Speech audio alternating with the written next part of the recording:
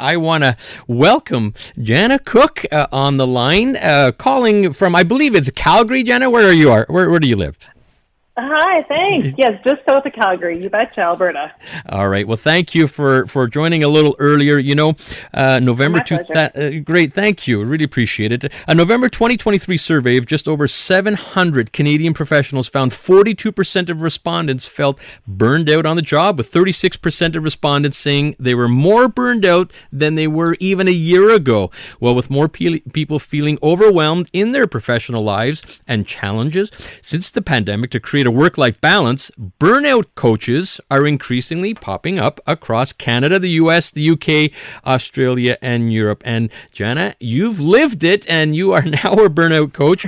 So what inspired you to become a burnout coach, and how did you get started in this field? Yeah, absolutely. Thank you.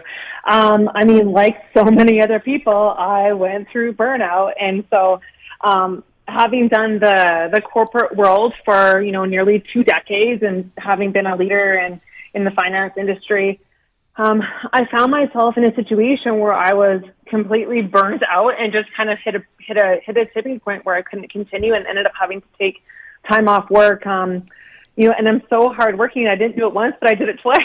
So I ended up off work twice. And the second time, I knew I needed to do things differently. And I was really looking for someone to kind of help guide me through this journey of what burnout was and how I needed to look introspectively to ensure that I didn't end up on a leave a third time. And so it was tough to find. And that's where, I was really looking for a coach. Of course, like always engage a great therapist. Absolutely. A coach just does things a little bit differently than a therapist would. It's a different approach. And I struggled to find that support. And so in the past, I had done coaching courses more focused on leadership, and I loved it. And I thought, you know what, this is where I need to spend some time to help others with having support on that journey. And so that's what led me to it. Well, good on you, Jana. Now, you've been there a couple of times. Now you're helping others. Can you maybe just explain the main signs of burnout that people should be aware of? Yeah, absolutely. So there's sort of the trailblazer in the burnout industry or burnout research, Christina Maslow, and she sort of defines burnout with 3 really distinct symptoms of it. And so one's emotional exhaustion. So just being completely depleted, you have really nothing left to give. You're exhausted, you're fatigued, you're irritable. A simple task can even seem overwhelming. That's one of the main symptoms. The second one is depersonalization. And so really what that means is you're disengaging from your usual world. You're withdrawing from social situations that you would normally be really excited to be a part of. The word cynicism comes up under this category. It's, you're more cynical. You're talking really negatively about things. That's depersonalization. The third one is reduce personal accomplishment. And so this is just, decreased feelings around self-esteem and your decreased productivity, decreased motivation. And so those are sort of the 3 main headings. And you don't have to have all 3. You can have any kind of wild combination of a couple of things. And that's the tricky thing with burnout is it's not really black and white.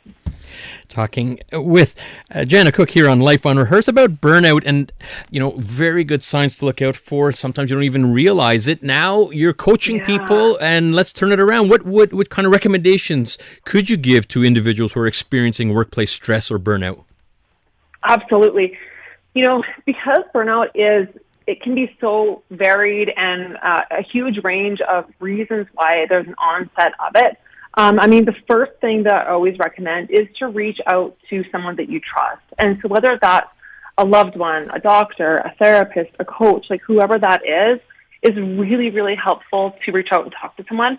And this is tricky. And the reason for this is oftentimes when we're really burnt out, the task of reaching out, just even that feels like a lot. And so it's sort of a catch-22 there, but that's sort of the main thing is reach out and talk to someone.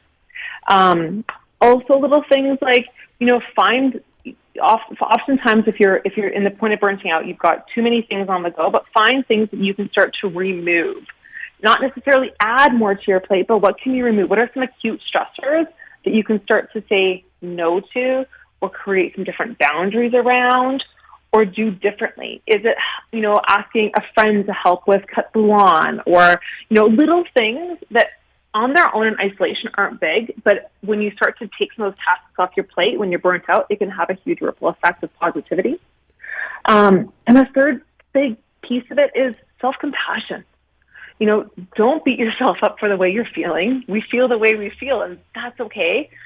Be gentle. Self-talk will have a huge impact on how you respond. So just practice some self-compassion. And so those are kind of my big three pieces to kind of get you started on hopefully overcoming some of that burnout. All makes sense. A little encouraging in this crazy world that we're in where burnout is certainly prevalent. Jen, I want to thank you very much for your words of advice. Wish you much success in your new career as a burnout coach. How can our listeners reach you?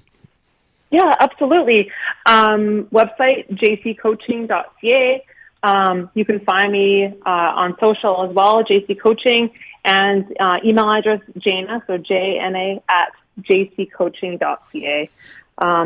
Always happy to talk to anyone at all about anything that's on their mind or if they're just curious, because it's such an important topic that's affecting so many of us at varying degrees.